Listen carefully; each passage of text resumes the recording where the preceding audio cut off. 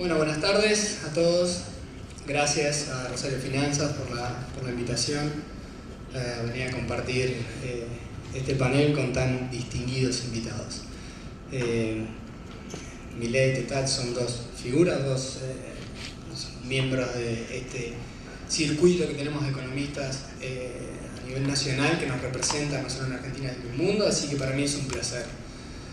Sin muchos prolegómenos, la dinámica va a ser, yo voy a intentar hostigarlos y llevarlos a la posición posible fuera de la zona de confort a ellos para que nos cuenten de verdad lo que piensan y qué escenario ven y cómo sienten este cambio en el que estamos hoy todos inmersos en Argentina. Yo quisiera, en el orden que ustedes quieran, pero te ganó con el micrófono. Yo quisiera presentar primero como disparador. Argentina pasó claramente por una ruptura institucional, fines de 2015, donde tenemos un renacer del respeto por las reglas de juego, del respeto por la ley, del imperio de la ley, de una homologación, de una incorporación, de una aceptación de las reglas de juego globales, que claramente es un esfuerzo social, un esfuerzo político, un esfuerzo individual que la sociedad argentina está haciendo. Eso se hizo de una manera. Algunos están contentos, dicen que fue muy bien hacerlo paulatinamente, otros dicen que habría que haberlo hecho más rápida y duramente. Famoso gradualismo versus política de shock. Y llegamos acá. Estamos acá y tenemos esta sorpresa electoral y hay mucha gente que empieza a pensar en 2019. Yo quisiera preguntarles cómo sienten este devenir de los últimos de esta transformación de Argentina, qué escenario pintamos para el año 2018 para adelante. Bueno, en primer lugar, muchas gracias a todos por su presencia. A ver, lo primero es, parece que es muy positivo para todos nosotros el hecho de que el proyecto de Cristina Fernández de Kirchner haya sido dejado de ser presidente para el 2019 y solo se trate de esquivar los barrotes, o sea, básicamente porque si hay algo malo que le pasó a la historia argentina fue el kirchnerismo, que fue el peor gobierno de la historia. O sea, para que se den una idea, con mi colega Diego Giacomini, nosotros hicimos un trabajo que se llama Termómetro de Riqueza, y cada vez que ese indicador rompió 40 puntos, nos comimos crisis homéricas como la del Rodrigazo, como la de la tablita, la de la hiper. Para que se den una idea, en el gobierno en el kirchnerismo se destrozaron 160 puntos.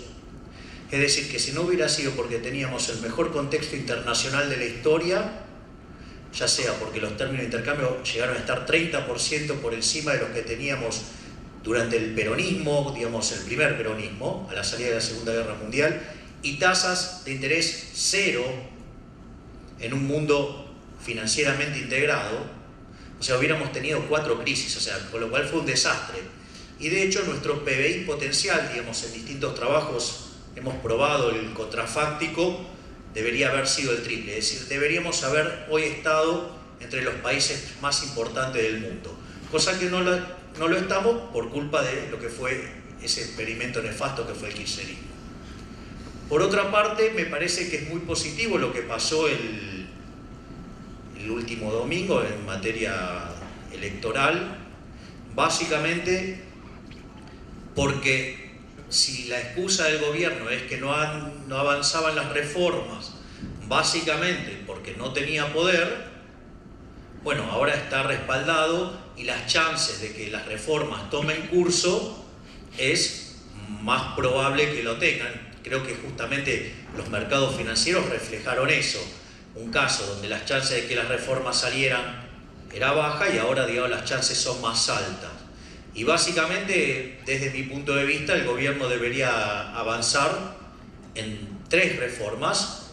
Una es la reforma del Estado, ¿sí? Porque si uno, digamos, va a hablar de reducción de la presión fiscal, tiene que hablar de reducción en el gasto público, con lo cual implica repensar el Estado.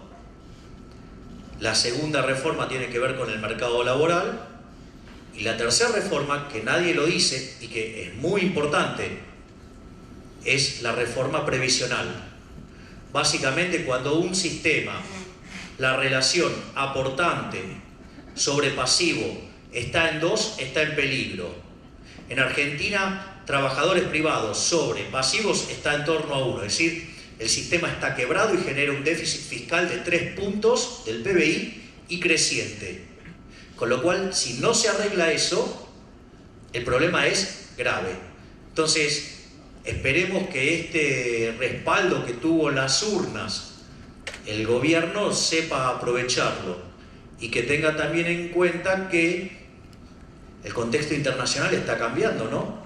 Porque, de hecho, en la Reserva Federal se va a ir la dulce palomita Yellen y se espera que en febrero venga John Taylor, el creador de la regla de Taylor, que si bien dijo que está dispuesto a recalcular su regla, con el viejo cálculo le da 3,75 y eso sería un problema, y eso haría que si no avanzamos en las reformas en una velocidad razonable, el tamaño de los desequilibrios que tiene Argentina no hacen que el futuro luzca auspicioso. Gracias por la invitación, me sumo al agradecimiento de Javier. Un problema central de las ciencias económicas, en general de las ciencias sociales, es la incapacidad de crear el contrafáctico.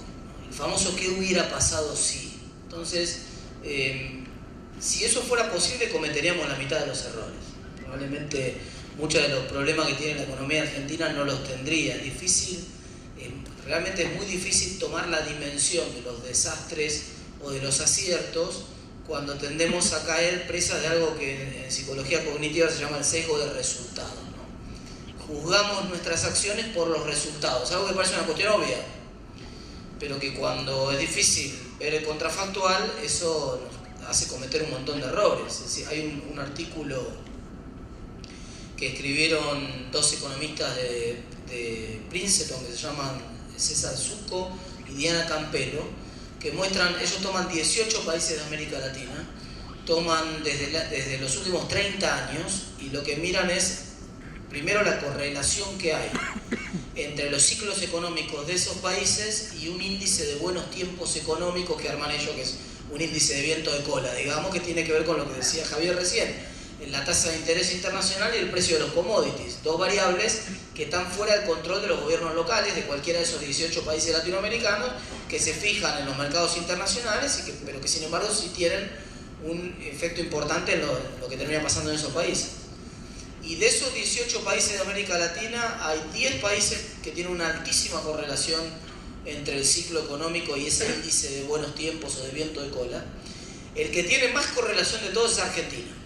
Argentina es, de todos los países de América Latina, el país cuyo ciclo depende más del precio, de la combinación del precio de los commodities y la tasa de interés internacional en los últimos 30 años, no es algo ni siquiera del ciclo que kirchnerismo reciente, sino de los últimos 30 años. Y lo segundo que notaron Zucco y Campelo, que me preocupa más en esto, es que ese índice de buenos tiempos podía predecir la reelección de los gobernantes en cada uno de esos países. Vos podías no saber nada de lo que había pasado con la política en ese país, simplemente lo único que tenías que saber era cuánto daba el viento de cola, y con ese viento de cola a favor, las chances de que alguien que estaba en la oficina fuera reelecto o tuviera una elección a su favor del oficialismo aumentaban hasta un 50% en la muestra de esos 30 años. Y da la casualidad que Argentina es el ejemplo de manual. Entonces, ¿y por qué me preocupa esto? Porque, y en ese sentido, es casi un alivio lo que pasó en la elección pasada. Porque no está claro que la gente comprenda la relación entre las políticas que hacen los gobiernos y los resultados que se obtienen. Si buena parte de las consecuencias por ejemplo, de la explosión de gasto público, de la explosión tributaria, es que la gente no comprende claramente la relación que existe entre la política y la consecuencia de la política. Para ponerlo en una metáfora. Es decir, la gente premia al capitán por cómo conduce el barco sin tener en cuenta si el tipo va en el medio de una tormenta o si el tipo va con el solcito, digamos, lo cual es una barbaridad. Basta ver los resultados electorales.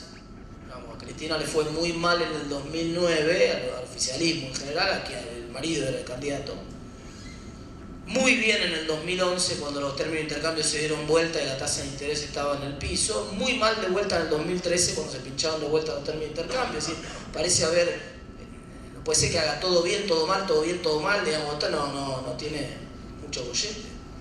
Entonces, ahí tengo cierta preocupación por eso, porque el resultado de las políticas públicas no está claro que... No está claro que tengamos esa capacidad o que la gente tenga esa capacidad de discriminar la causa y la consecuencia ahí. Vinculado a eso, la cuestión de una de las reformas más importantes, que es la reforma fiscal, que Javier iba por el lado del gasto, y tiene razón, porque una reforma de impuestos sin gasto es imposible, y por eso el gobierno, para empezar a pensar qué puede ocurrir, más allá de si uno está a favor o en contra, yo hablo mucho con funcionarios y entonces les puedo contar un poco lo que creo que va a pasar. Creo que no va a haber una reforma fiscal en términos de reducción de los impuestos globales. La reforma fiscal, la palabra que se escuchan dos palabras en Hacienda. La primera palabra es ingreso neutral. ¿Qué quiere decir ingreso neutral? Subo un impuesto, bajo otro. Pero no te hagas ilusiones de que bajen los impuestos en términos globales, porque no va a pasar. ¿Por qué no va a pasar? Porque no están dispuestos a bajar el gasto, que es la otra cosa planteada vos acá. Entonces, ingreso neutral. Y la segunda expresión que se escucha, porque yo hago alguna advertencia con algunos funcionarios y digo, pero ustedes son conscientes de la transición, ¿cómo la van a financiar? No, es que esto es despacito, me dicen, como la canción. Claro. Entonces, esas son las dos cosas que van a ocurrir. Gradualismo también en materia de reformas fiscales y cambio cualitativo. Ahora, el cambio cualitativo no me parece menos importante, ojalá finalmente ocurra, por lo siguiente. Yo sé que ahí tenemos alguna diferencia con Javier, pero bueno, bienvenida y la sumamos al debate. Yo creo que los impuestos tienen que estar sobre las personas y no sobre los bienes. Es decir, por una razón simple. Porque quiero romper esta falta de relación entre las políticas y la consecuencia de las políticas y el voto de la gente. A mí me gusta un mundo donde la gente es consciente de los impuestos que paga. Donde, fíjense ustedes que la mayor parte de los reclamos impositivos en Argentina estuvieron concentrados en el impuesto a las ganancias. Es decir, la gente solamente patalea por el impuesto que ve. Pero nadie dice nada del robo de ingresos brutos, por ejemplo. Porque nadie está en la menor idea. Yo le digo, miren, esta botellita de agua en un kiosco acá a la vuelta sale 20 mangos. ¿Alguien de ustedes sabe cuánto tiene de IVA esta botellita de agua? Probablemente saben la mayoría de los que están acá. Esta botellita tiene 21% de IVA. Entonces, está bien, no soy muy consciente de lo que pago porque el IVA está mezclado con el precio. No es como en otros países que se informa por separado. Ese es uno de los cambios que me gustaría. Pero por lo menos la gente más o menos sabe que está pagando algo de IVA ahí. Pero si yo le pregunto a ustedes cuánto tiene de ingresos brutos esta botellita, estoy seguro que no tienen la menor idea. Es más, no tiene la menor idea ni el funcionario de la provincia. Si invito acá al secretario de Hacienda de la provincia, estoy seguro que no sabe. Es muy difícil calcular. Porque como es un impuesto que es una porquería y que es un impuesto en cascada, yo necesito una trazabilidad de esa botella para saber por cuántas etapas del proceso productivo pasó y cómo fueron las secuencias de facturación de esas etapas para poder ver cuánto tiene de ingreso bruto la botella esa. No lo sabe nadie. Y el principal que no lo sabe es el contribuyente. El contribuyente no tiene la menor idea.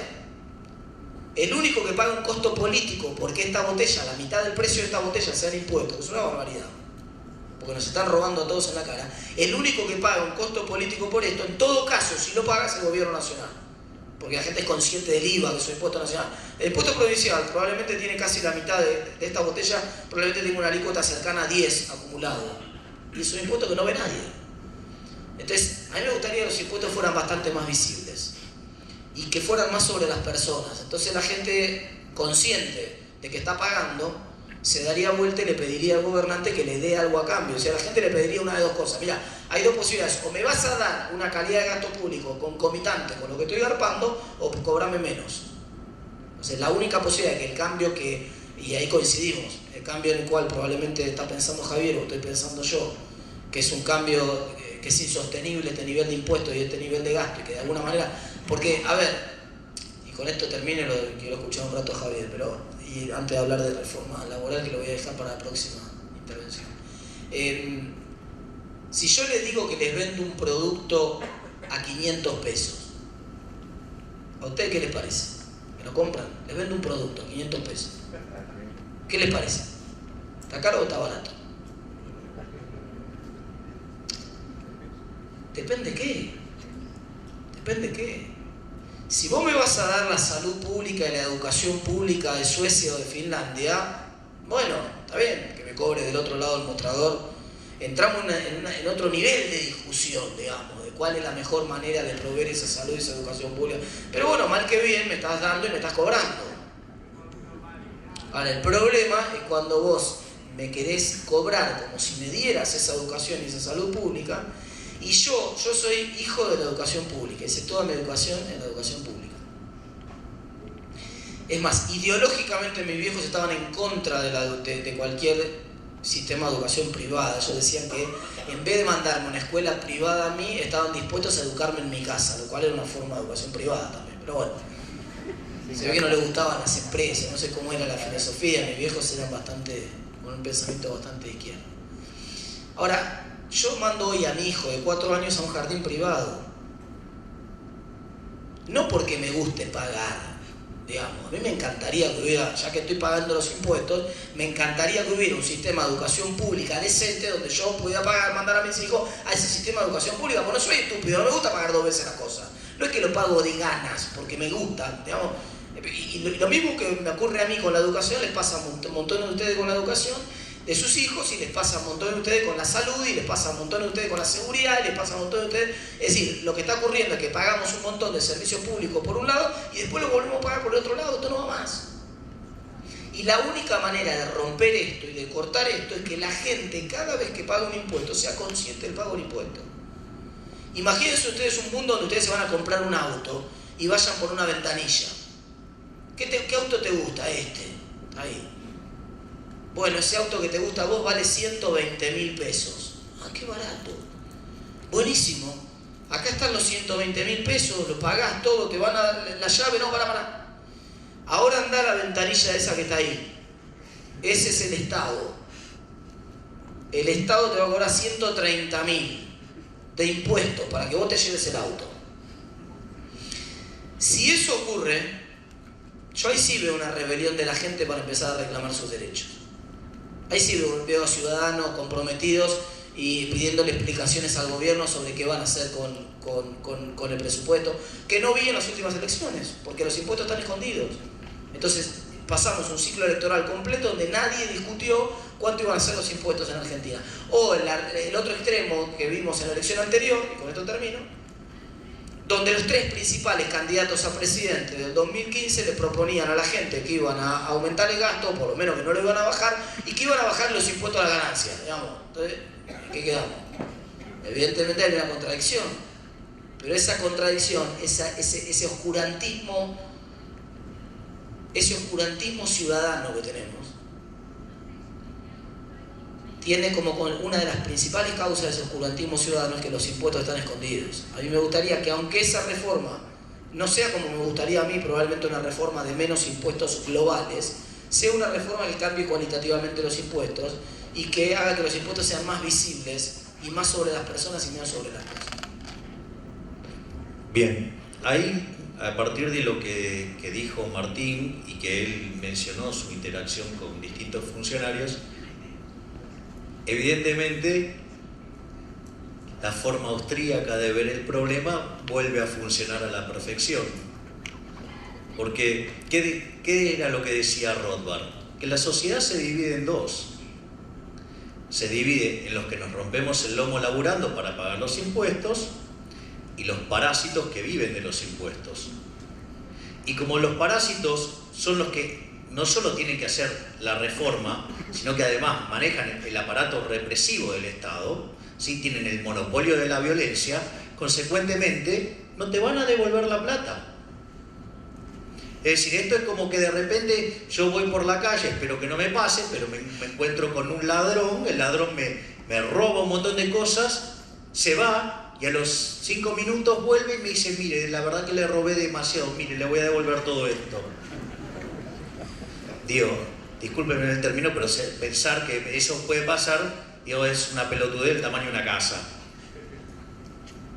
Bueno, digo, con esto pasa exactamente lo mismo. mi punto de vista, esta presión fiscal hace que este país sea absolutamente inviable. ¿Sí? Es inviable. Con este nivel de presión fiscal, este país es inviable. ¿Y por qué? Básicamente porque tenemos, por ejemplo, 15 puntos más de presión fiscal sobre países comparables con los que supuestamente tendríamos que competir.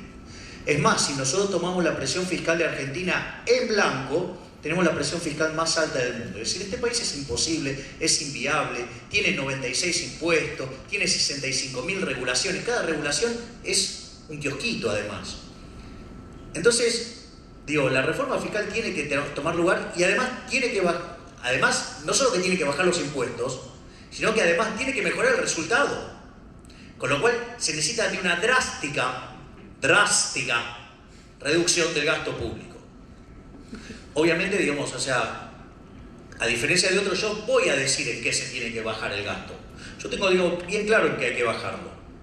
En primer lugar, uno de lo que uno puede hacer, y me concentro en esto para que así le dejo a Martín la reforma laboral, una de las cosas que uno puede hacer, por ejemplo, es ir al sistema de iniciativa privada chileno. El régimen de iniciativa privada chileno, ¿sí?, hace que básicamente ustedes otorgan garantías. ¿Para qué? Para facilitar el financiamiento. Entonces, ustedes podrían eliminar de cuajo la obra pública y se van a un esquema como el chileno. Y nadie me puede decir que el sistema chileno no funciona.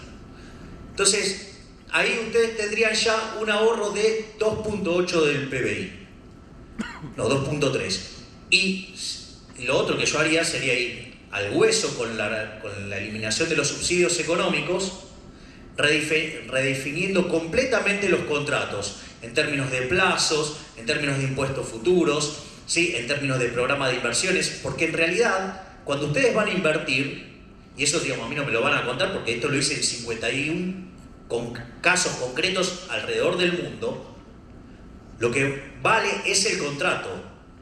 Entonces ustedes tienen un montón de elementos que hacen que le levante el flujo de fondos a la empresa y no necesariamente tienen que estar tocando el precio, y el precio lo pueden tocar mucho más escalonadamente. Con lo cual, ahí, entre esos dos elementos tienen para bajar 5.1 y después tienen otras transferencias que hace el gobierno, ¿sí? Entonces ahí ya tienen 6 puntos. ¿Sí? Y eso se puede hacer rápido y sin problema y no tiene ninguna consecuencia negativa. Y lo que sí hay que avanzar de pleno, ¿sí?, y sin reparo alguno, y hay que tenerlo bien en cuenta, es la reforma del sistema previsional. El sistema previsional está quebrado. Pero lo primero que deberían entender todos es que el sistema de reparto es una estafa. A mí me encanta porque hoy veníamos en el auto con Martín hablando de otro economista, ¿sí?, muy arrogante, pero en una charla, digamos, él hace una justificación utilizando como ejemplo el caso de Bismarck, cuando instala el régimen de reparto en Alemania. Dice, no, y lo acusaban de socialista. Yo lo hubiera acusado de chorro. Porque en realidad, en ese momento, la expectativa de vida de la gente era de 40 años.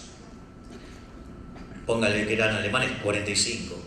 Y los iba a jubilar a los 65. Era una estafa. Y nosotros copiamos ese modelo. Y el modelo es una estafa. Ustedes fíjense esto, si ustedes tomaran el caso del ingreso promedio argentino, ¿sí?, y ustedes le sacan el 11% de lo que aporta el trabajador y el 11% que aporta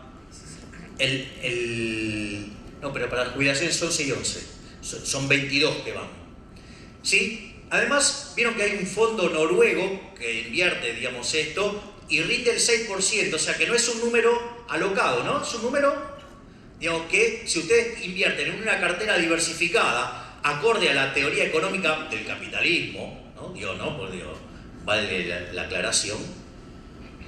Y en una economía, supongamos que no tiene convergencia, nada, que crecimos al 3%, es decir, una performance absolutamente mediocre del 3%.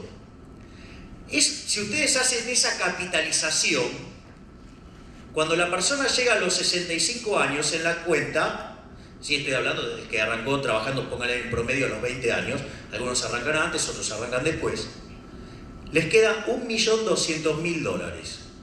Es decir, que supongan que les va a rendir, después se quedan con eso y les rinde 5%, son 60.000 dólares al año, son 5.000 dólares por mes, son 90.000 pesos por mes. ¿Se dan cuenta de la estafa que es el sistema de reparto? Es decir, de hecho, si miramos del otro lado de la cordillera, el sistema es un éxito. Y eso permitió también que además tengan un montón de fondos para invertir. Entonces, lo que hay que tener claro, y esto para mí es clave, por dos lados. O sea, es utópico primero pensar que algo que pueda hacer el gobierno está bien. Digo, por definición casi que está mal. De hecho, Friedman decía, ustedes tienen 4 formas de gastar.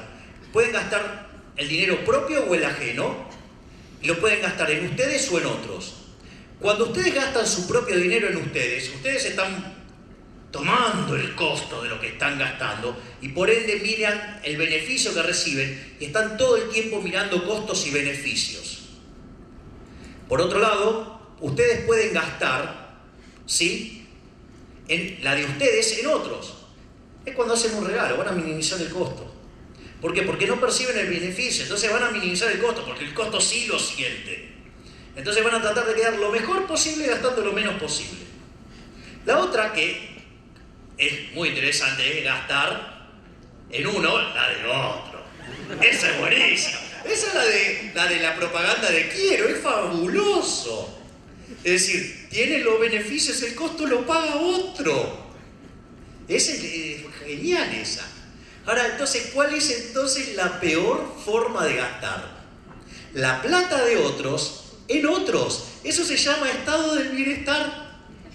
Es decir, es utópico pensar que puede funcionar bien. O sea, no va a funcionar bien, va a funcionar mal. Y si ustedes a eso le suman que se financia con una fuente coactiva de ingresos, que se llaman impuestos, pues no se llaman voluntarios ni contribuciones, no, es pagan o palo en la cabeza. Con lo cual, eso implica dos cosas. Primero, implica una pérdida de libertades individuales. Y ya saben lo que pasa cuando además el Estado empieza a cometer errores y se produce el fallo del gobierno.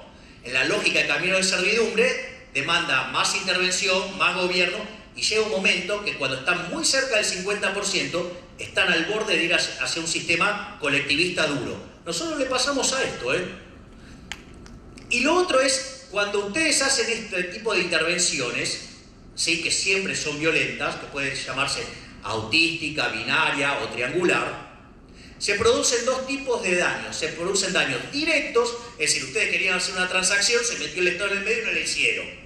Hay un daño directo. ¿Sí? No sé, cuando pusieron el cepo, querían comprar dólares, no podían.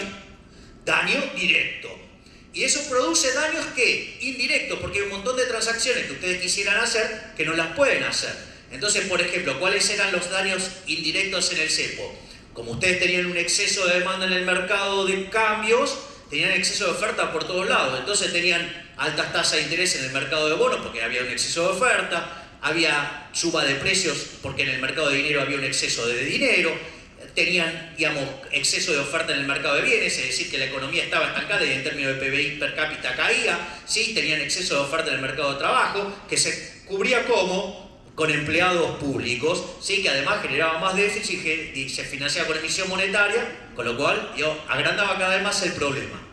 Entonces, fíjense que tampoco es trivial cuánto es el tamaño del Estado, porque el tamaño del Estado no solo es un problema de rentabilidad y que entonces cuanto más Estado tengo va a implicar solo en una solución de equilibrio general un salario real más chico, porque capitalizo menos, sino que también implica pérdidas de libertades individuales. Con lo cual, ¿sí?, la agenda es Estado, correte, quiero ser libre. Y cuanto más te corras, mejor. Si a eso le sumamos que dijo un par de cosas muy interesantes, Martín. Por ejemplo, la calidad de los bienes públicos. Es deplorable. Digamos, impuestos los más altos del mundo, servicios africanos. Pero sí, tenemos una contraprestación formidable. Políticos ricos como en ningún lado. ¿Sí? Entonces digo, este es un sistema de choreo. A ver si lo entienden. Es un sistema de choreo. Lo que tiene que hacer es ir a encarar a los políticos. Es decir, Cuando ellos no hacen el ajuste viene igual, viene sobre los que generamos riqueza. Entonces, esa es la agenda, es arrinconar a los parásitos, ¿sí? Arrinconar y que, o sea, se corran. ¿Por qué? Porque ellos no generan riqueza. La riqueza la generamos nosotros, la generamos el sector privado. Ellos lo único que hacen es robar, ¿sí? No crean riqueza, destruyen riqueza. Y donde mete la mano la pudre. Entonces, ¿cuál es la agenda? Sacar el Estado del medio lo más posible, ¿sí? Después, digamos, en la sociedad puede querer ir al sistema, por ejemplo, no se puede decir, puedo ir a la educación, quiero educación. Bueno, puedo crear un sistema de vouchers, que por ejemplo lo tiene Suecia. Es decir, ¿saben cómo le duele el surderío cuando usted le dice, vamos con el esquema de Friedman? ¿Y dónde se aplica? ¡En Suecia! ¡Los nórdicos! Entonces digo, ¿por qué? Porque tiene que ver con otra de las cosas que dijo Martín, de internalizar los costos. ¿Cuál sería la situación ahí? Todos reciben un fondo, pero compiten por una institución. Son todas aranceladas. Entonces, ¿qué tienen que hacer? Y tienen que competir, si no quiebran. Entonces, digo, hay algunas cosas que, digamos, de las que dijo Martín, de las cuales yo estoy totalmente de acuerdo, que tiene que ver con esto de internalizar costos y beneficios. Pero yo quiero un Estado mucho más chico. Muy bien, muy bien.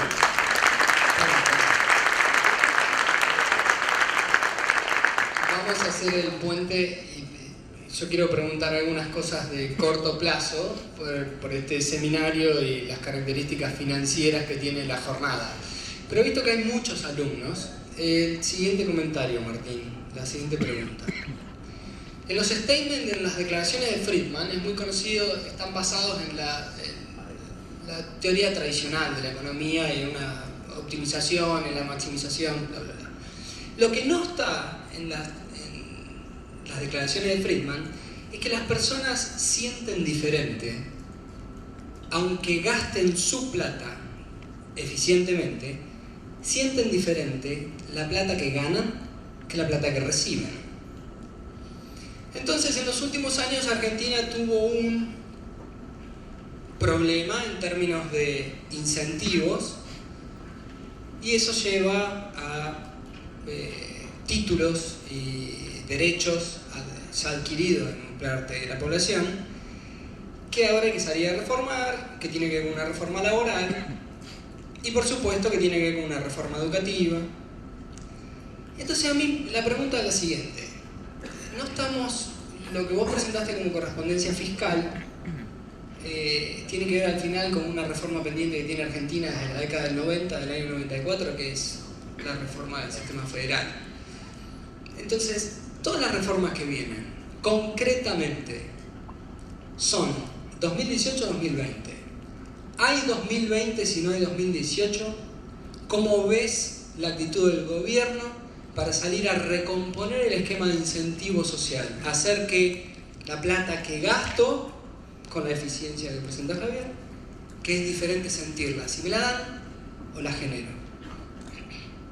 Bueno, acá tienen un casino. Cuando salgan de acá, si les quedó algo en el bolsillo, pueden cruzar o bajar la escalera, mejor dicho, y juegan la suerte, ¿no? Y la verdad que es cierto, la gente, uno de los resultados, le acaban de dar el premio Nobel de Economía justamente a Thaler, por mostrar que la gente gasta distinto la guita cuando la gana trabajando que cuando la proviene, se la encontró tirada en la calle o cuando se la ganó en el casino.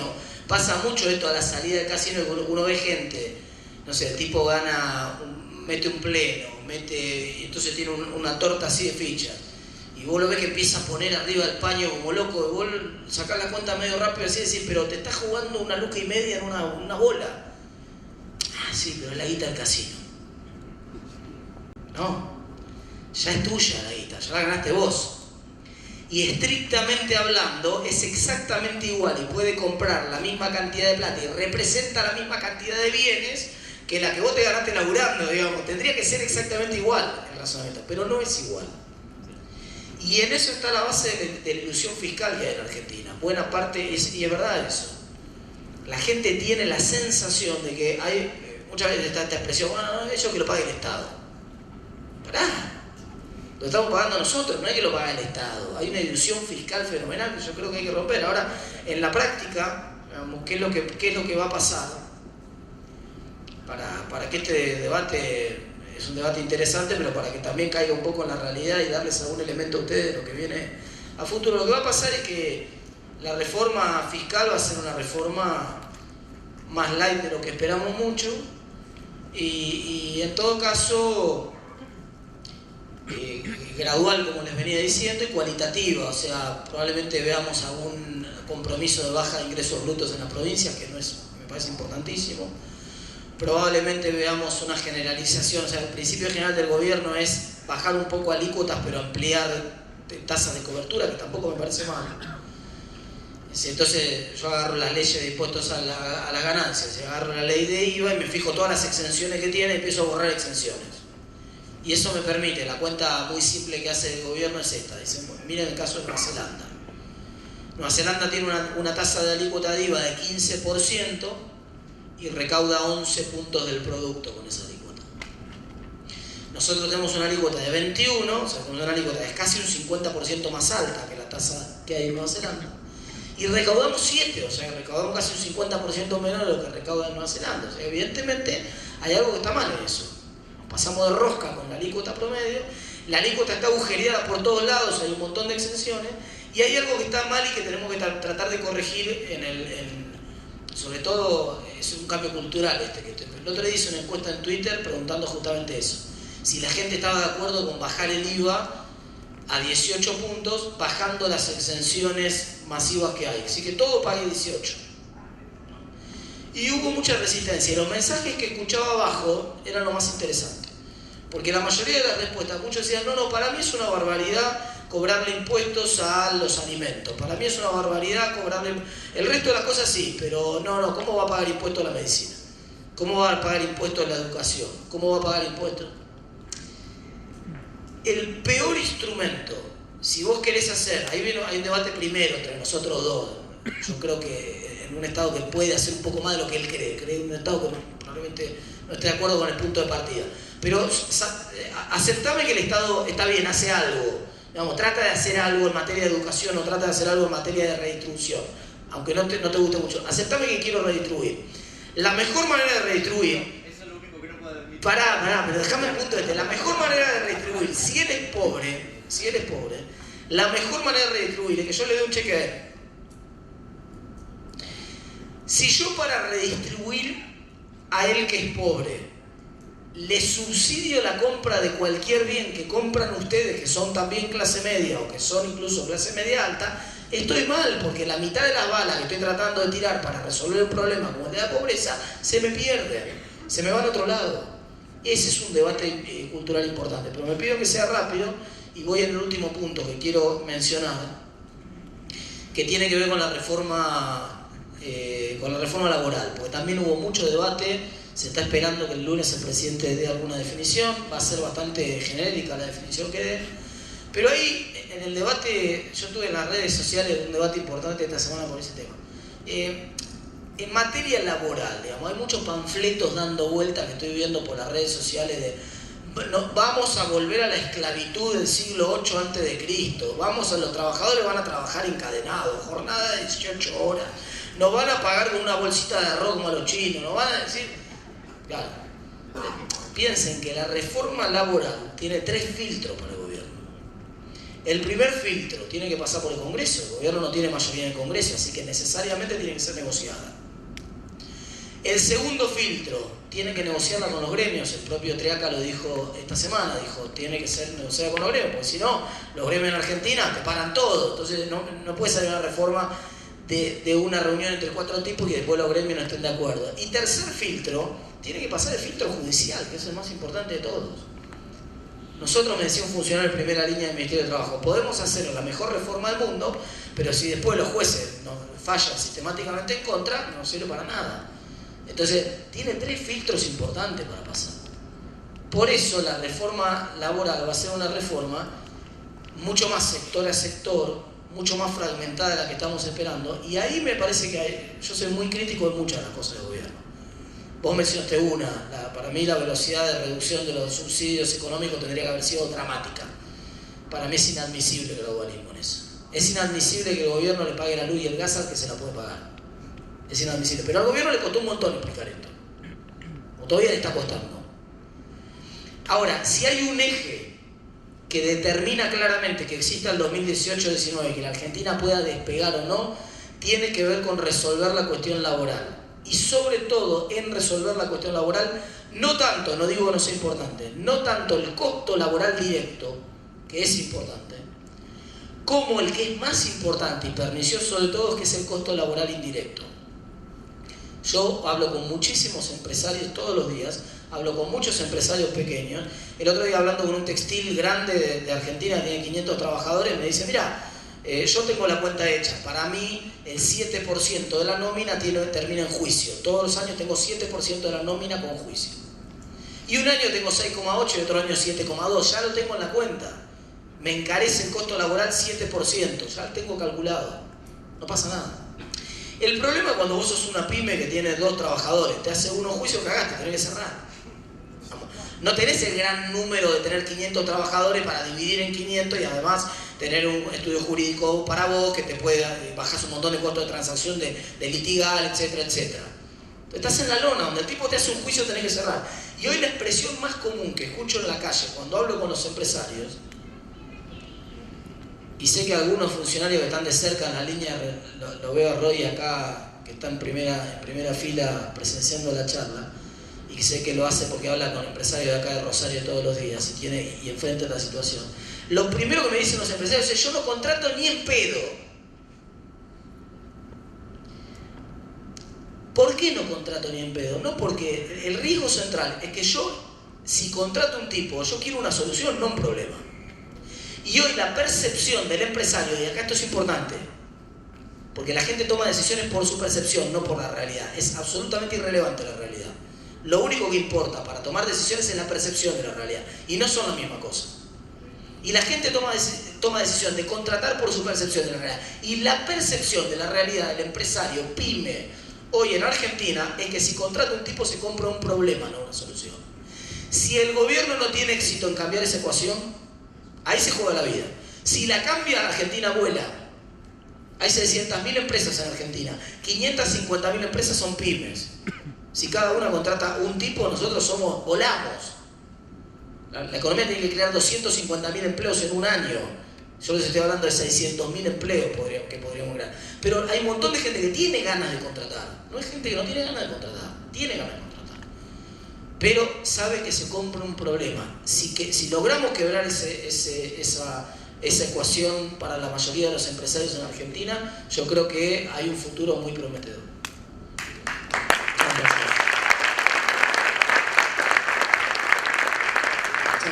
Tenemos unos minutos, naturalmente, en términos sociales y en términos productivos, en términos financieros, la inflación es un fenómeno de tratamiento obligatorio.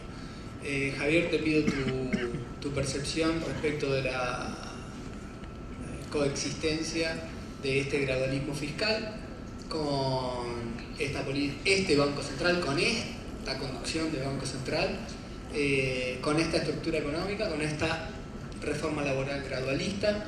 ¿Cuál es el escenario de tasa de inflación y de tasa de interés que va para el año?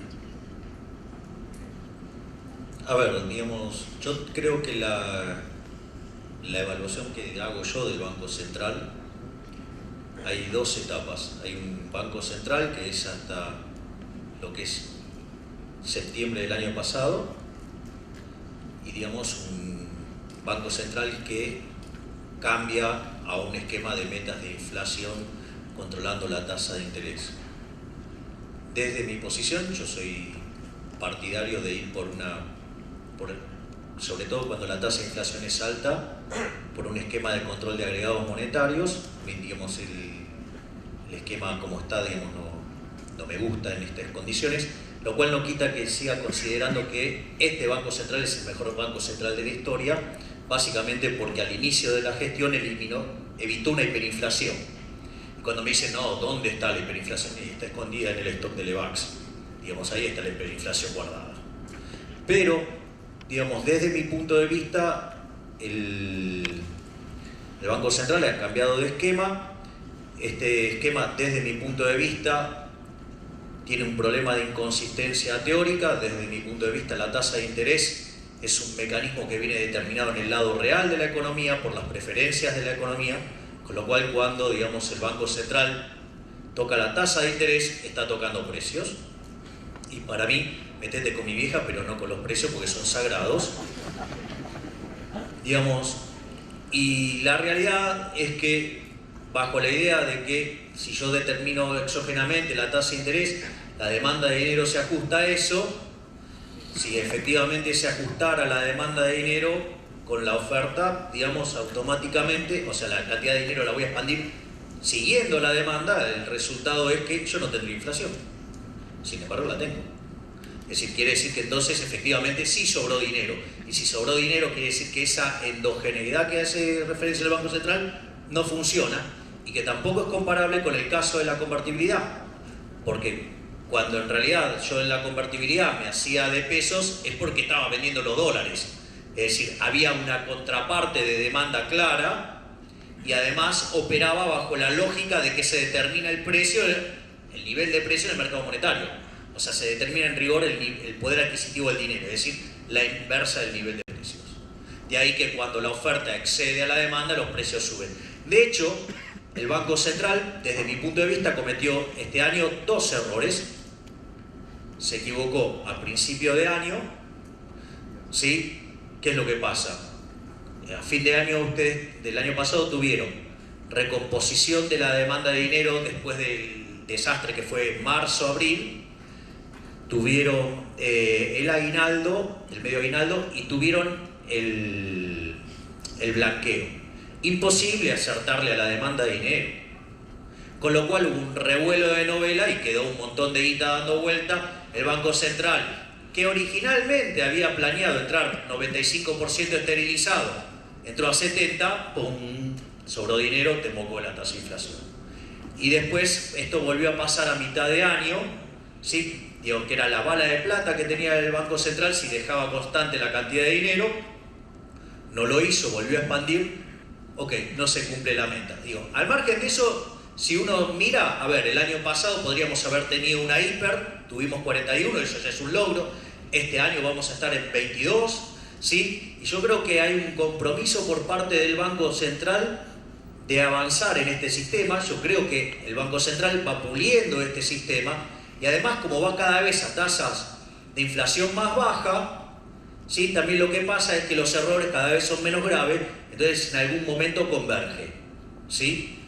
Con lo cual, digamos, eso lo veo bien. La contracara que veo, desde mi punto de vista, como peligroso, es esta experiencia de ir gradual en lo que tiene que ver con el sector público. Eso, si supongamos, porque la experiencia que siempre se menciona es la de Israel. A mí no me parece que sea una experiencia equivalente porque geopolíticamente no somos Israel. Pero supongamos que lo fuéramos y lográramos hacer lo que hizo Israel. Una de las cosas que pasó en Israel, que bajo esa situación donde se genera un fuerte ingreso de dólares, lo que pasa es que los sectores que sobreviven son los que son mucho más productivos. Entonces, eso lo que hace es que solamente quedan adentro del mercado los trabajadores que pueden ser parte de ese proceso de alto nivel de productividad. Con lo cual genera un nivel de tensión enorme en lo social, y más en un país con las características de esto que le gusta la redistribución del ingreso, cosa que, digamos, evidentemente yo deploro, porque implica, digamos, tratar desigualmente a la gente frente a la ley, y yo estoy a favor de tratar a todos igual frente a la ley, y además no estoy a favor de robar. O sea, ¿por qué? Porque la redistribución es robar, ¿sí? Es robarle el fruto del trabajo a uno para dárselo discrecionalmente a otro. Entonces, lo que veo es que si el gobierno va a apuntar a esto del gradualismo, va a implicar que vos vas a tener que ir a niveles de productividad muy altos, que no tengo claro si los vamos a lograr con este nivel de presión fiscal, porque había algo que dijo Martín ahí muy interesante, que hablaba del caso de las pymes. ¿Saben que una pyme, por cada peso que paga de sueldo, paga 3 de impuestos? ¿Se dan cuenta dónde está el problema? Digo, si no lo ven, y esto es muy interesante, esto es un caso que me lo contó un amigo que es economista, y el tema de las regulaciones, porque parece que es un tema menor y no lo es. ¿Saben que, por ejemplo, mi amigo tiene un frigorífico? Entonces, para pasar una bondiola de la Alemania capitalista a la que era la Alemania comunista, necesitaba 4 permisos. Acá, para cruzar la General Paz, o sea, para pasar de capital a provincia, o sea, tiene que hacer 7 cuadras él, necesita 14 permisos, y después lo recalculó, y son en realidad 22. Entonces, a ver, en tanto y en cuanto Argentina no vaya a una drástica reducción del Estado, igual que como dice mi amigo, me temo que Argentina, o lo que es peor, me temo que mis hijos terminarán envidiando el bienestar de Somalia. Bien, Javier, gracias. Con tu permiso, Diego, si te parece bien, habilitamos la posibilidad de que el público pueda hacer preguntas, aprovechando lo rico del debate. Bien, como lo venimos haciendo en los paneles, levantan la mano, les vamos a acercar un micrófono, de manera de que puedan, primero, si es posible, identificarse, contarnos de dónde vienen o qué empresas representan, y a quién va dirigida la pregunta, o las preguntas en el caso de que hayamos. Hola, Julio de Villa María, soy emprendedor. ¿Cuántos cordobeses Sí. hoy? Mi pregunta, bueno, es por el panel en general, sobre todo me parece que para el tetas. Desde la neuroeconomía o la economía de la conducta, ¿cómo se educa una sociedad que, amante del Estado presente, que gasta más de lo que le ingresa, que el gasto público es igual a impuesto, es sinónimo de impuesto? ¿Cómo se hace? ¿Cuál es la tarea de los economistas para Bueno, yo lo sugerí más temprano, básicamente que hay que romper la ilusión fiscal. Y romper la ilusión fiscal, la manera más directa de hacerlo es que los impuestos sean sobre las personas y las personas sean conscientes de lo que están pagando. Mira, hay una cosa muy interesante, paradójicamente, voy a hacer rápido así puedo dar más preguntas. Paradójicamente es un Alberdi que muchos no conocen. En 1860, Alberdi escribe el Sistema Económico Rentístico de la Confederación como una crítica a la reforma constitucional del 60. Y una de las cosas que critica es la reforma de Rivadavia. Porque Rivadavia había puesto más énfasis en el impuesto a las ganancias, que era un impuesto más visible. Y Alberdi dice una cosa increíble que sea Alberdi. Uno tiene la imagen de Alberdi como el pensador más brillante de la Argentina, uno de los liberales más brillantes de la Argentina. Pero Alberdi dice una cosa interesante, dice, no, lo que se equivocó Rivadavia, porque lo que más nos conviene es que los impuestos estén escondidos. Porque si no el Estado se desfinancia, porque cuando la gente, pero fíjate la visión que tuvo, si la gente ve los impuestos, la gente va a ser mucho más renuente a pagarlos. Es que eso es lo que yo quiero, que la gente vea los impuestos. Y que si la gente está dispuesta a pagar un determinado nivel de gasto público, me parece perfecto el nivel de gasto público. El que esté dispuesto a pagar la gente. Lo que no me parece bien es que le mientamos a la gente. Que vos no sepas que cuando te estás comprando esta botellita de agua, la mitad son impuestos. Entonces eso es lo que me parece que hay que romper. Y la única manera de romperlo es de esa manera, que seas consciente del gasto público cuando lo estás pagando con impuestos. Perfecto. Contestada la pregunta, seguimos habilitando. Adelante. Sí, mi nombre es Ramiro Di Batista, de San Nicolás. De todas maneras, o sea, aclaro que estoy totalmente de acuerdo con lo que piensa Javier de un punto al otro, pero hay algo que ustedes que tienen tanta prensa ahora y que gracias a Dios la tienen, porque hace un tiempo no lo invitaban, no dicen las cosas porque hay un problema gravísimo que yo lo veo mucho más grave que las otras crisis precedentes. Que el kirchnerismo dejó 20 millones de personas que reciben un cheque del Estado, por lo cual eso es lo que hace que la gente no quiera el cambio. Porque el que está acostumbrado a recibirlo ya hace varios años, nadie quiere que se lo quite. Jubilaron a 2 millones de personas, con lo cual, sin haber aportado nada, que generaron una hipoteca a nuestros hijos y las generaciones que vienen, y un problema grave. Ahora, la gente que hizo eso con semejante irresponsabilidad, yo no veo una causa judicial a Vudú, a Cristina, por haber robado los fondos, por haber hecho eso. No, tienen otras causas que está bien, es lógico. Pero ningún funcionario comete eso y es culpable. O sea, eso es un problema grave y eso es un problema que hipoteca el futuro.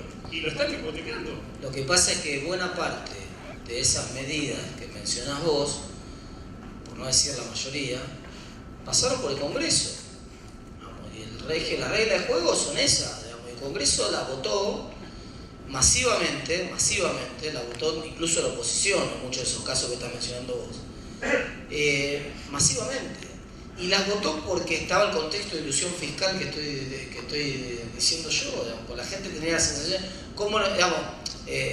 había una propaganda que los que escuchaban radios de alcance nacional seguramente escucharon hace poco, que tenía que ver con la elección de Capital Federal en realidad, pero por ejemplo en Mitre la pasaban permanentemente, que era una propaganda donde le preguntaban a la gente, era una encuesta medio mentirosa, le preguntaban: ¿usted qué prefiere, el tango o el rock? No, tango. Maradona o Messi. Maradona o Messi, no, el Diego, Messi. ¿Más derechos o menos derechos? Digamos, yo lo hice en broma en Twitter hoy, ¿no? Dije, ¿caca o dulce de leche? Vamos. Claro, no, gracias, dulce de leche prefiero. Vamos, ¿no? Es medio como obvia. Entonces, hay una sensación de que lo pagamos todo. ¿Entendés? Entonces, es fácil votar leyes de un lado si no está si no votas del otro lado el financiamiento de esas leyes también. Claro, pero si no hay justicia, que es esa gente que hizo semejante... Pero es que no puede haber, es que no es ilegal lo que hicieron, esto es lo que te quiero decir. Eso se aprobó por el Congreso, la gente lo votó, y es más, después la gente electoralmente convalidó votando esos mismos legisladores que habían votado esa. A ver, en principio, algunas cosas. Tanto el caso de Martín como el mío, si hay algo que nos caracterizó fue criticar fuertemente el kirchnerismo. Y creo que fuimos de lo que lo hicieron más vehementemente. Bueno, en mi caso todo es vehemente, así que... Ahora, lo otro que quiero señalar, y me parece importante, y esto yo, digamos, lo he estado marcando, porque hay gente que dice, no, bueno, ahora el gobierno no puede decir más de la pesada herencia. Eso es una estupidez del tamaño de una casa. Porque eso es caer en la trampa de los bobos idiotas de los keynesianos de que todo es corto plazo. No, está mal. Y yo voy a explicar, y es muy importante esto. O sea, la pesada herencia está por todos lados. La pesada herencia, por ejemplo, de la aberración hecha con el tema previsional, la describí hace un rato. Y por ende necesitas esa reforma. Y lo que hay que hacer a la gente es contarle el desastre que causó la bipolar de Tolosa. ¿Sí? Es decir, lo quebró. Entonces, explicarle que esa irresponsable lo quebró. Y explicar, punto uno. No solo eso. Si vos te fijas, todos los... A ver, ¿por qué creen que China crece a tasas China? Porque invierte 40 puntos del PBI. Todos nuestros vecinos invierten 22, 23. Nosotros invertimos 15. ¿Por qué? Porque la presión fiscal es inmunda. ¿Saben quién la hizo? Cristina Fernández de Kirchner. Subió 15 puntos los impuestos cuando el resto de la región en promedio lo hizo 1. Y el gasto lo subió 19. Con lo cual, la verdadera presión fiscal es esa. Con lo cual, tampoco es cierto que ustedes o sea, yo puedo tener todas las diferencias que se me dé la gana con el gobierno. Pero hay que tener cuidado con lo que le exigimos como herencia, ¿no? Porque, no, la herencia no, la herencia sigue. Entonces, esa afecta al capital físico. La que tiene que ver con el capital humano. El capital humano no se arregla de un día para el otro. Las bestias del gobierno anterior, les recuerdo, que nos echaron de las pruebas PISA por falsificar, ¿sí? Y tendenciar las pruebas, ¿sí? Con lo cual, digamos, capital humano, desastre. Capital institucional, acá no se dejó de violentar cuanta regla había. Ustedes no pueden crear una institución del día para el otro. Gran parte una de las cosas que veníamos hablando en el auto con Martín era cómo hago para que el Banco Central sea creíble si durante 70 años me estuvo expropiando. Y claro, es difícil. O sea, entonces ustedes... Por más que Sturzenegger sea Gardel con guitarra eléctrica, los Rolling Stones le hagan de plomo, ¿sí? Digo, qué sé yo, y digamos, y la más fea de sus groupies sea Pamela Anderson, con esa historia está complicado. ¿Sí? Entonces voy a decir, yo voy a bajar la tasa de inflación, y ustedes lo otro se le van a matar de la risa. Entonces, me parece que eso es un tema también importante. Y después está el tema del capital social. La grieta no es joda. Es decir, la grieta está. Porque una de las cosas muy importantes cuando hablábamos de la redistribución del ingreso y alguna de las cosas muy valiosas que dijo Martín, ¿por qué, digamos, Cristina tiene tanto peso? Porque miren, a ver, vamos a hacerlo en este caso. Yo tengo un departamento. Agarro, me hipoteco contra el departamento y me voy de joda por Europa, por todos lados. Las hago todas. Todas. No dejo una por hacer. Bueno, claro, cuando vuelvo de Europa vuelvo con una mano atrás y otra adelante. Y tengo que pagar la hipoteca. Y que además, como estuve jode, no laburé, me echaron del laburo. Entonces, ¿qué pasó? ¿Tengo para pagar? No. Entonces me quedé con una mano atrás ahí. Yo podría decir, muy estúpidamente decir, antes estaba mejor. Claro, estaba fenómeno. Pero, ¿cuál es lo importante en este caso? Que si yo hice todo eso, el costo, ¿quién lo paga ahora? Lo pago yo. Es decir, me fui de joda, pero ahora pago los costos. Con lo cual, en el medio, yo aprendo algo. Ahora supongan el caso que en realidad yo hice todo eso y mucho más con la de ustedes. Cristina es una genia. ¿Me comprenden? Entonces, ese daño cultural hace que la grieta casi se vuelva insalvable. Entonces, yo puedo tener muchas diferencias con este gobierno, hasta de hecho lo veo socialista, ¿sí? Pero ¿saben qué? Sí, igual, digamos, para mí casi todo es socialista. O sea, seguramente, digamos, o sea, yo la charla la podría dar así, porque todos ustedes, todos a mi izquierda, zurdos. Y yo no soy de derecha, soy libertario. Pero, digamos, al margen de eso, lo que digo es, la tarea que tiene que enfrentar este gobierno es ciclopia. Y no es cierto que no hay herencia. La herencia es monstruosa y todavía persiste. Y muchos de los elementos de este daño persisten. ¿O acaso todo el primer experimento populista salvaje de mediados del siglo XX, para ser exacto, mediados de la década de 40, para ser un poco más exacto, a partir del 46? ¿Sí? Digo, todavía siguen votando con la foto de esos dos. Entonces, ¿de qué me están hablando? Es decir, con lo cual la tarea que tiene este gobierno es ciclopia.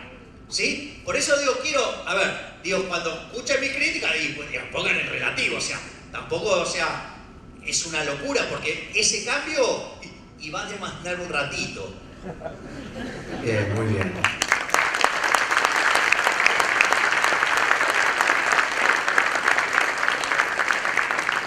Diego, ¿una más? ¿Te parece bien? Última pregunta. Sí, adelante, creo que el muchacho aquí. Bueno, últimas dos, así también los liberamos tanto a Martín como a Javier. Víctor Villaverde, ¿qué opinan del déficit comercial, que es alto este año y que el año que viene pinta que va a ser mayor? Es que están relacionadas ambas cosas, digamos. El déficit comercial está relacionado con el déficit fiscal también, digamos. La contracara, para decirlo en otras palabras, estás usando ahorro del resto del mundo. Y buena parte del ahorro del resto del mundo que estás usando tiene como contrapartida que tenés un déficit interno fenomenal. Y buena parte de ese déficit interno está en el sector público. Entonces la contracara porque, vamos, te están entrando casi 35.000 millones de dólares de deuda. O sea, el gobierno, para pagar ese déficit fiscal, se está endeudando afuera, ese es el uso del ahorro que está generando. Entonces, eso además te plancha el dólar, te deja un dólar bastante barato porque obviamente son 35.000 millones de dólares extra para la economía. Entonces, la verdad que es difícil no ver un déficit en esas condiciones. Por otro lado, también es cierto que tuviste muchos años con la economía, con el sector externo muy intervenido, y entonces es obvio que cuando vos empezás a normalizar la economía y la economía empieza a crecer, bueno, en parte porque crecen las inversiones, las importaciones van a crecer también. Eso es una cuestión obvia. Ahora, cuando vos mirás en la contracara, que es qué pasó con las exportaciones en cantidades, acá hay un poco de ilusión cuando uno mira los números de exportaciones. Como hubo un efecto de precio muy grande, la gente se come la magia. Pero la verdad que las importaciones en cantidades no crecen desde el 2008. Entonces, la economía en todo el periodo de Cristina se expandió sin que crezcan las exportaciones. Entonces, si a vos te crece la economía sin que crezcan las exportaciones, que es tu fuente genuina de generación de dólares, digamos, tenés un problema que te estás atrasado 8 años. Perdiste 8 años del crecimiento de las exportaciones, las acogotaste durante 8 años. Hoy tenemos el mismo nivel de exportaciones que teníamos hace 8 años. Ese terreno tenés que remontar. Entonces, bueno, es complejo, no se va a resolver rápido, digamos. Yo creo que en realidad, en la medida que la economía crezca y en la medida que el déficit fiscal se cierre gradualmente, lo que vas a ver es un déficit externo que, lejos de achicarse, lo vas a ver más grande, de hecho. Y ese es uno de los puntos débiles del gobierno. ¿Por qué débil? Y porque si el día que se acaba el financiamiento de afuera, ese ajuste lo tienen que hacer a fuerza. De hecho,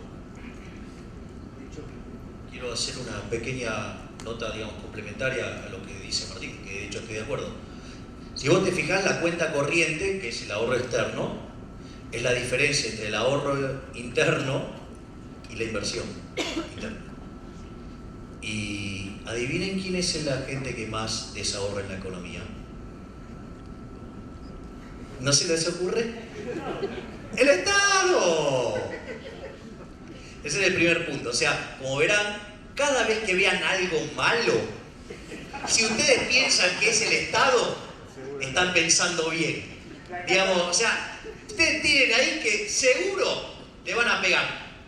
Digamos, si no sería, digamos, un error, digamos, pero sería lo que ese caso sería un error tipo 1, ¿no? Si hicieron todo bien, pero justo esa del pifiano. Pero no es el caso del error tipo 2, que es mi presencia, ¿no? O sea, que hice todo mal y me fue bien. Pero eso, digo, ese es, digamos, o sea, no es un modelo a copiar.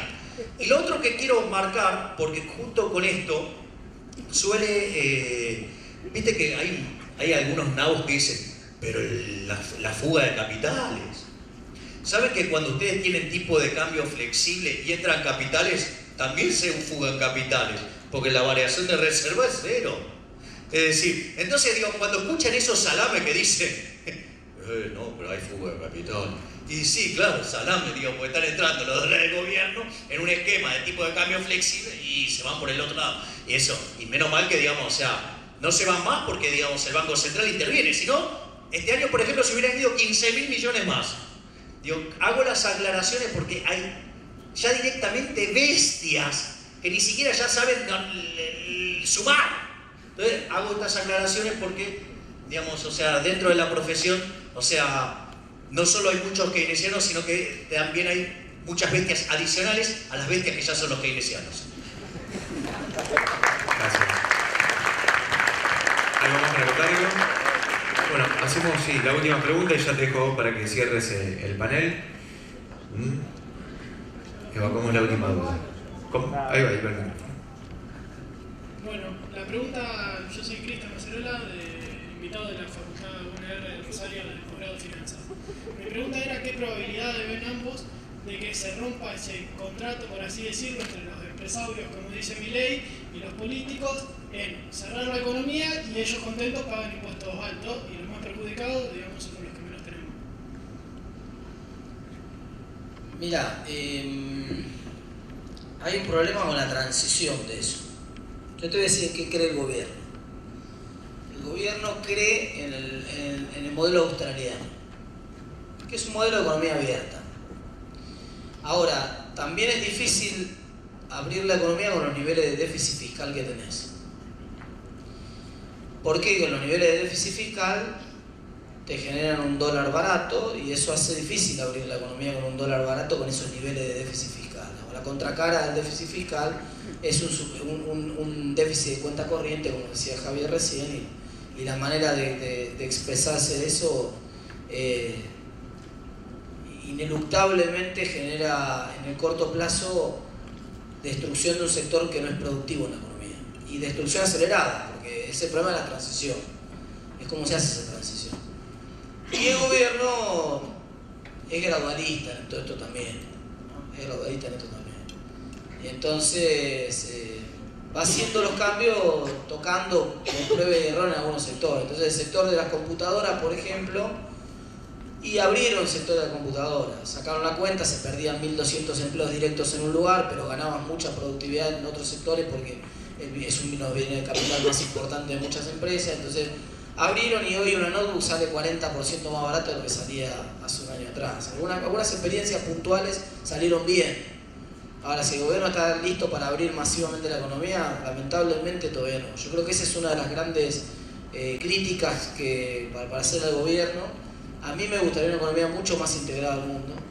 Esa es la diferencia entre un modelo económico para 40 millones de personas o un modelo económico para 400 millones de personas. Yo creo que Argentina tiene que apuntar a un modelo económico para 400 millones, no para 40. Pero bueno, es todo despacito, todo despacito. De modo complementario a lo que dice Martín, vuelvo al indicador que desarrollé con Giacomini, uno de ellos, que es el termómetro de riqueza. Básicamente nosotros en el termómetro de riqueza lo que decimos es que el crecimiento, ¿sí?, está ligado a la posibilidad de crear riqueza. Es decir, que las empresas, ¿sabes qué es ser competitivo? Que ganen plata. Que las empresas ganen plata. Digo, ser competitivo, al final de la cuenta es que ganen plata. Yo, para hacérselo más fácil, supongamos que estamos pensando en dólares, ¿no? Entonces, la competitividad, entonces, en ese criterio de que las empresas puedan ganar plata, depende de 3 factores.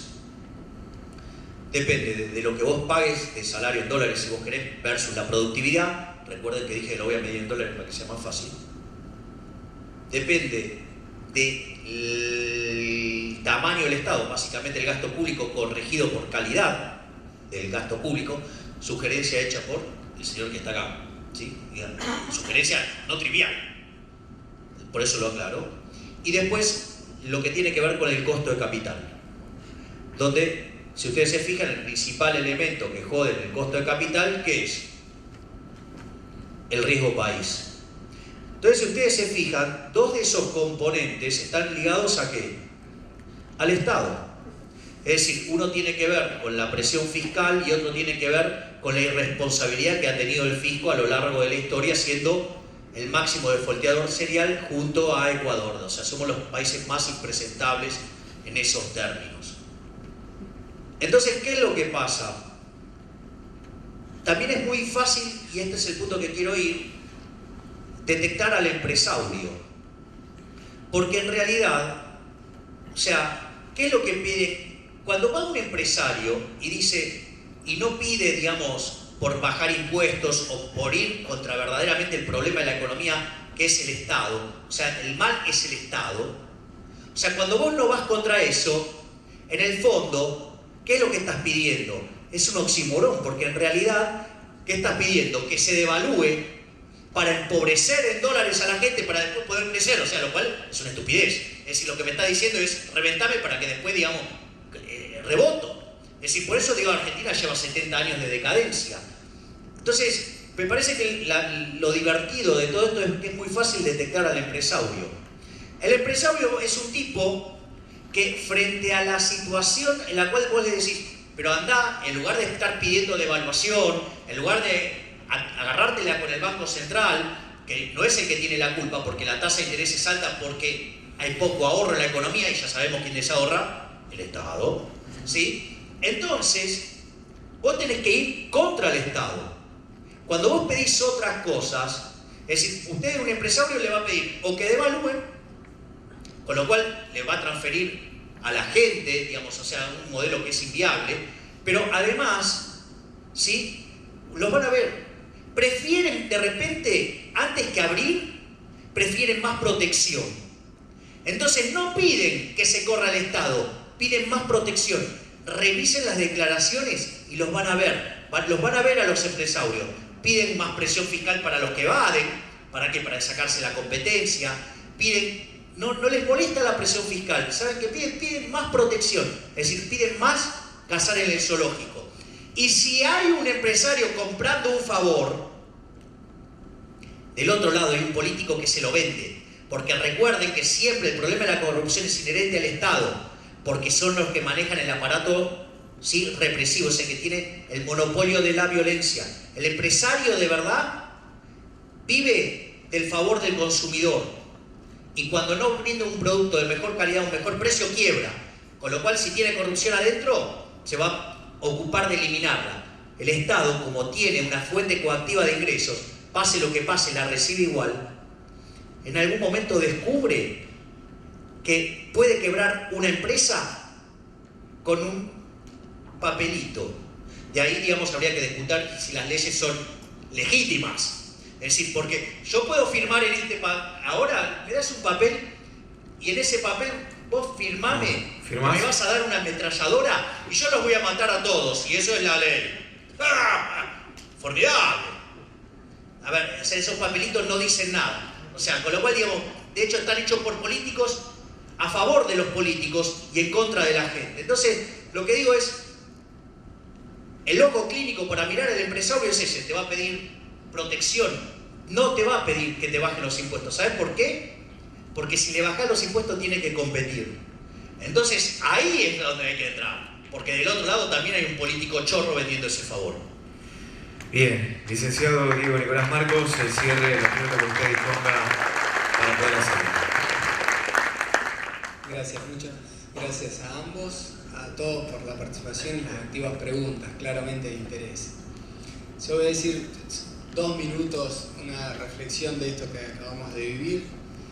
A mí, Javier me despertó, me trajo, Hayek distinguía entre legislación y ley. Hayek decía que la legislación es lo escrito, lo que el tipo viene y le pone el papel y dice, señores, en la ruta se puede andar, en esta autopista se puede andar 60 millas por hora. Y la ley es lo que nosotros hacemos y creemos sobre esa legislación. Entonces en Estados Unidos uno si dice 60 kilómetros, uno puede andar 65, 66, no vas a ir preso. Es la ley. ¿Qué significa esto? Que nuestra interacción, que la acción humana, que la participación y el vínculo entre las personas y la moral que le pongamos al sistema capitalista es el resultado que nos va a tirar al final del día para nuestra generación de riqueza, para nuestro bienestar, para nuestra empatía social, para usar una palabra de enemigo. Le digo, Javier, a su forma, entretenida, nos presentó, como él dice, todos a la izquierda y nos presentó un extremo, lo que Martín, luego de otro premio Nobel que se llama Kahneman, es un efecto anclaje. Si nos pone la vara allá lejos, dice, muchachos, hay que ir para allá. Y hay que ir para allá. ¿Quién puede negar que nuestros empresarios viven pidiendo protección? ¿Quién puede negar que nuestros empresarios viven pidiendo devaluación? Etcétera, etcétera. Es así. Ahora, la realidad está un punto adentro, pero Javier nos presenta ese anclaje, nos lleva allá y nos metemos. Y está muy bueno que exista ese lugar. Está muy bueno, y está muy bueno que tengan todas las voces hoy lugar en Argentina. Está muy bueno, aunque no todos vayan a votar porque no pueden someterse a salir a la calle, está bueno que votemos, está bueno que discutamos. Y Martín nos da un enfoque más de estilo individual, relacional, donde de nuevo yo cierro con una lógica más optimista de lo que estuvimos viviendo en Argentina, donde estamos hoy. ¿Por qué? Porque Martín nos dice, yo lo veo a Roy López Molina sentado acá. Loco, es un concejal que se viene a someter a una cachetada, que le digan cualquier cosa sobre el gobierno y se quedó ahí sentadito fumándosela. Hace 10 años atrás, ¿qué teníamos?